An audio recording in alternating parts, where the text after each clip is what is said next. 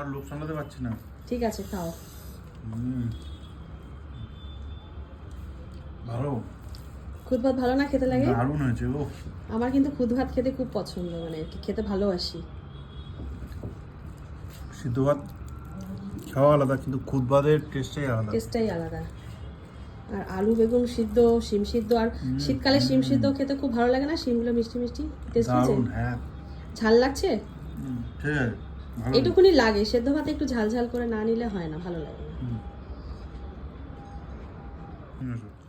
কি গো, কেমন মাখিয়েছো একবার খেয়ে দেখো। এদিকে আসো, এদিকে আসো, তুমিও কি মনে রাখবে।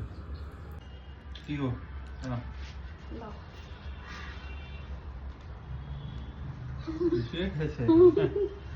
কেমন খেলে বলো? দারুণ। আর খাও। আরেকবার। কি গো, এবার এই পালং শাক দিয়ে খাই একটু। একদম পেট তো ভরে গেছে যা বানিয়েছিলে। এই মানে এই ডাল, মুগ ডাল দিয়ে পালং শাকটা করতে গেলে, মানে শীষ পালংটা, ডালটা একটু গোটা গোটা রাখলে মানে দেখতে ভালো লাগে, খেতেও। ডালটা কিন্তু পুরো গলিয়ে ফেললে হবে না, এরকম গোটা গোটা থাকবে। বিশাল গরম গো, শীতে গরম গরম খাবারের মজাই আলাদা। একদমই তাই।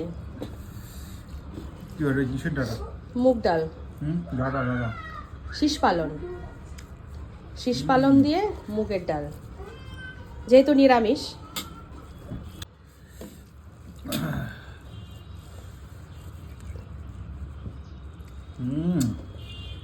গালে ভাত লেগে আছে। হেভি আছে, হেভি। ভালো লাগছে? দারুণ।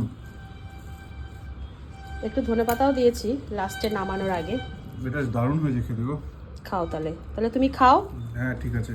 ওফ, টাটা। টাটা।